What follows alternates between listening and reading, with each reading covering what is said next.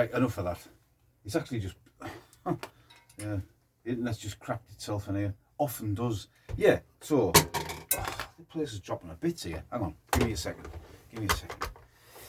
Oh, hard work being still outstanding. Right, I was going to open this by saying, my name is Igor Stanovich, and it is 1949, and I am patrolling the borders. And I want a new weapon. I can't keep that accent up. I'm stupid. Right, where are we? How I think these videos are going to go and how they really go is those two things entirely. I need a new assault rifle. So, what did the Russians come up with? I'll give their troops in 1949. These, the SKS 7.62. At the minute, I've got the G3 sling on it that was passed my way by my good mate, Military Mad. So I just thought, I think it should be more of a, I've got one in here. Oh yeah, the PPSH 41 sling. I actually think this leather one looks quite good. So yeah, the latest one in Steel Understands collection. What we will do, we will put it on our shoulder like this. Honestly, these videos take me at least half an hour to set up, you know. So I take a little drink of not a light refreshment, but off camera. Hard work talking, you see. Right. So today's information comes from this little book here. So it's quite a nice little book to have. The rest of it I got from Wikipedia, and anything else I've just made up myself. Right, have a look. Leave your glasses on. So yeah, I got this the other day. Deactivated. Obviously, it is deactivated YouTube. It's not. Right. So look. Should have probably put the page, shouldn't I? You know, okay. So there's a picture of it. So the SKS carbine, manufactured in the state factories of the USSR, Tula and Azek. 7.62 caliber. We won't go through the length and everything. 10 round non-detachable box magazine. So first designed and produced during the closing stages of World War II. I think they were trialling it as the Germans surrendered. The SKS was the first Soviet weapon to use the now standard 7.62 intermediate cartridge. The action of the weapon is basically a scaled down copy of the obsolete 14.5mm PTRS anti-tank rifle. The action is locked by the bolt being tilted into lugs, receiver, the bolt carrier. I mean, this isn't forgotten weapons. I mean, I don't even understand half of this, but it tells you in here, the inertia takes over, the blah, blah, blah, yeah. The SKS used either a 10 round charger stripper clip or individual rounds. The magazine is non-detachable, but the magazine release catch, when actuated, which I'll show you, allows the magazine to swing downwards, thus allowing the rounds to be spilled out for unloading purposes. Besides this rather unusual feature, the weapon also has a permanently attached folding bayonet, which I will show you. There was two different types. There was like a cruciform stabby bayonet and a blade bayonet like this. So when it's not required, it lies in the recess of the forestock below the barrel. Although no longer in first line, this is books from 1970s, 1980s. No longer in first line with the Soviet army, the weapon was produced in vast numbers and has appeared in slightly modified form in all communist countries. For instance, the Yugoslav version features an integral grenade launcher on the muzzle. It's designated the M59. The Chinese type 56 SKS series rifle features a longer barrel. In service with all Warsaw Pact communist Chinese forces. So we'll have a little look at that now while we're at it. So this is the take my glasses off. Terrible, being out, can't see properly. It's age. So there's a magazine catch there, and that pulls out, and then that. Oh yeah, you can see there it's empty. So that would make you able to spill the rounds out, as it said. I did see a video on this the other day. To strip it all out down, you have to lock the action open. Now, this is one of those deactivated weapons that's solid, and you can see the heat marks where they've welded it in place. So yeah, I mean, I'll get back to this in a minute, and we'll just read some more blurb, because blurb's good. I've been writing all this down, honestly. Yeah, I wonder why I bother. Oh, by the way, yeah, sorry about yesterday, getting all passionate. My wife's telling me now I should go and join that church group and bring some of my filmmaking skills. I don't know, we'll see. Right, yes, and shout out time to YouTuber Cooperative Crone 456, who is a member of the Op for Living History team, so OPFOR, Op for Living History team. They portray either Soviet or Afghanistan era troops, very appropriate, or NATO British troops. Now they will be at the Blythe Battery on May 17th and 18th. I've been up to the Blythe Battery and I'm sure I saw these lads. The guy who's being cooperative who was in touch with me said that they're mainly all ex-military fellas, apart from himself. I don't think he was. But yeah, so that's the Op for Living History team, Blythe Battery, May 17th and 18th. If you go, I don't know if I'm going to be able to make it, but if you're out there, go up and say, I came, still Stan told me to. I might go, who? Oh, that dickhead who hangs around and shit. Yeah, that's the fella.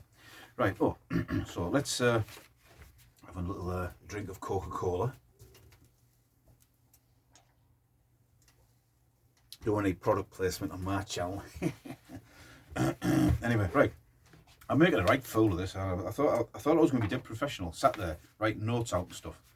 I end up just mucking it up, don't I? Anyway, let's get on with it. So, if I do repeat anything I've already said, these are the bits of info I got off the internet.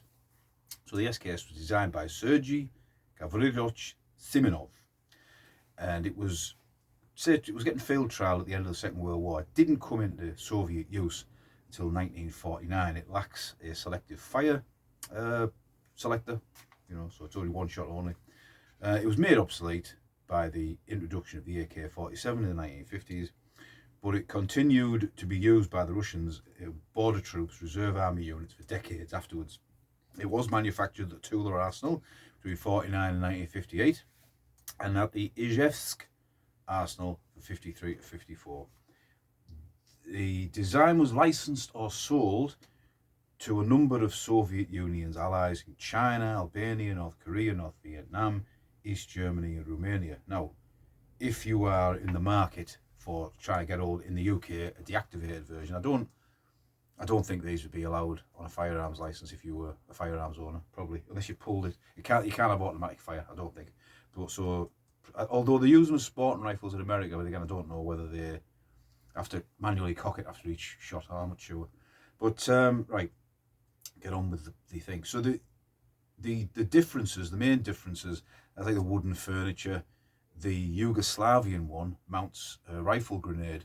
I'm sure I've seen deactivated ones, and that may be a nice display piece. The East German one is the rarest one. Now, it does have a leather sling with it, the East German one. I think the woodwork's lighter. That was a forgotten weapon video. Now, the dealer, I can't say where you're buying from, can you, or how much it cost. The dealer I bought this from had a Chinese one and a Russian one. The Russian ones have got this sort of dark, satiny finish to them, which looks quite nice. The G3 rifle sling on it, I think, looks very good. And could I use this as a stand-in for the East German one? Yeah, why not? The main difference to the East German one is it has the cutout in the stock, the same as, I'm just looking over there, well, I've got my MP41, but it's tied onto something. K98K hole in the stock, that's how that's how you can tell the difference between that and the German one. But I reckon I could get away with using this as an East German one. Why not? Everything else in my man cave is wrong, so I may as well go with what we know. Yeah, so that's that. The Germans also, forgotten weapons video, sorry to mention it all 3 times, there's no oil bottle holder in the bottom. So we'll have a little look. We'll have a look at the weapon itself. Glasses off again. So yeah, at the back it has a little trap for an oil bottle. So this is obviously a deactivated one, as I've already said about a million times. In the UK, there you go. Magazine. If you pull it that way, never make a frontline soldier, mate. There you go. As I said earlier, solid, locked. It's not going anywhere. Now I believe I wasted at least 5 minutes trying to find out what this little switch is. I think this is probably something to do with stripping the weapon. And it has some sort of adjustment there for the sight. I'm not sure on what that is, but there's a U. See at the very bottom? That means straight shot in Russian, I think. So if you've got that right the way back at 300 meters, that's about you. Cleaning rod in here. See that moving about? Now, that's all it does really. The safety. This is the safety here. It comes down like that. Trigger doesn't really function on this. That's obviously all the disconnected. But a nice little bit of kit. You want me to get the bayonet out, don't you? I know. It's one of the reasons I got it, to be honest. This is like really a nice piece of this and that. Isn't it? I mean, there your fixed bayonet. It's never coming off there. I think it's quite a good idea, actually. And this is also the symbol of the... oh, I can't remember what they're called again. I'm looking at the flag, but I can't quite see it. East German camphor group, workers militia. Can't remember what they're called again. Someone will probably trying to look now. Got stuff all over the wall. You've seen it. It's got like a flag layout holding it. I want to have a look, haven't I? The Ministry, is it the Stasi? I'm supposed to know all these things, aren't I? But I don't. Just don't worry about it. Don't worry about it. Just call me a git in the comments. There you go. That's I think a very nice piece of kit for Steel on the Stand's man cave, and that is. I shouldn't do that to the camera. It's quite formidable, isn't it? You point it there. Obviously, this isn't sharp. This isn't sharp at all. It's not like sharpened up, but pointy. Yeah, it's a stabby thing, isn't it? So yeah, Steel on the Stand of the Motor Rifles Brigade. Because this is the chin strap, the sort of East German chin strap, and it actually fits me. Yeah, anyone out there wants to make any smart comments? Yeah, so there you go. Not a bad bit of kit. I'm going to fold the bayonet down because I'll start swinging this around in here. Not good at all. So before we go on to my favourite part of it, because I've wrote it all down, a little bit of a drink again. I have actually written it all down, so you're getting it. I'm going to give you the full thing. Need 13 minutes of me talking crap. So the users: Albania, Algeria, Angola, Armenia, Azerbaijan, Bangladesh, Belarus, Benin, Bosnia-Herzegovina, Bulgaria, Cambodia, Cape Verde, Central African Republic, China, Comoros, Congo, Brazzaville, Croatia, Cuba, Czech Republic, Egypt, Equatorial Guinea, Ethiopia, Georgia, Guinea-Bissau, Guyana, Hungary, Indonesia, India, Kazakhstan, Kenya, Kosovo, Kyrgyzstan, Laos, Libya, Madagascar, Mali, Malta, Mauritania, Moldova, Mongolia, Montenegro, Mozambique, Myanmar, Namibia, North Macedonia, North Korea, Oman, State of Palestine, Romania, Russia, Rwanda, Sao Tome and Principe. Someone's just made that up. I've never heard of that place. Sao Tome and Principe. Where's that? Serbia, Seychelles, Sierra Leone, Slovenia, South Sudan, Sri Lanka, Sudan, Tajikistan, Tanzania, Transnistria. Where's Transnistria? Is that where Dracula came from? Anyway, Turkmenistan, Uganda, Ukraine, Uzbekistan, Vietnam, Yemen, Zambia, Zimbabwe. I haven't finished yet. I've wrote all this down. Former users: Islamic Republic of Afghanistan, Gambia, East Germany, Grenada, Ba'athist Iraq, Poland, Portugal, Soviet Union, Ba'athist Syria, Yugoslavia. Fucking hell. Right, so one more little look at Steel on the Stand's SKS deactivated rifle. What I would say is the well-known dealer I bought it from, the price was, I think, really, really good. I can only hint in the general eye. If you think about the cost of replicas and replica air guns, this was in that ballpark, not far off. And yes, it's not World War II. It's actually, I think the date's on there. It's dated there, 1951. Is this 1951?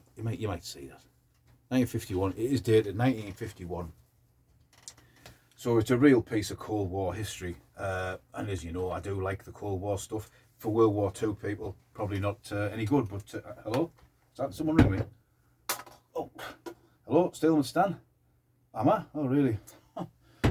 apparently I'm an idiot. Anyway, so yeah, if you fancy one, these are quite a decent price. The Chinese one that the dealer had has the more modern dummy bolt. I mean, it's a dummy bolt, or it's just it moves under its own pressure. But these ones where it's welded solid, I've got a couple like this. Yeah, it'd be better if it was cotton click, obviously, and it'd be better if it wouldn't move. But for the price, with it being solid, I'm more than happy. So there you go, a little bit of Sunday afternoon fun for you. 17 minutes, 16 minutes of me talking crap as always. I actually something else I got the weekend. I got my old mate Military Collectibles suggested getting one, and it came. There you go. What do you think of that? That's a replica, not a replica, like a memorial thing for the 80 years since the end of the war, of VE Day. And it came with extra bits. It is a bit like, you know, the sort of medals that people got off a certain children's presenter, an infamous one. Isn't it? All right. Bit jingly jangly. But anyway, I'll find a place for them in here. So if you do see these for sale, because I thought they were going to be the same size as the just the standard 3945 star, but there you go. It's a bit of bling for your man cave or your room, wherever you sit with your militaria. And if you haven't got a room stuffed with militaria, what's the matter with you? Just get some. It's good for the soul, good for the mind. Because, like, obviously I'm not mad or anything, or eccentric. No, definitely not. I just like playing with, military equipment. Anyway, that's enough of Stan. And I will, of course, see you.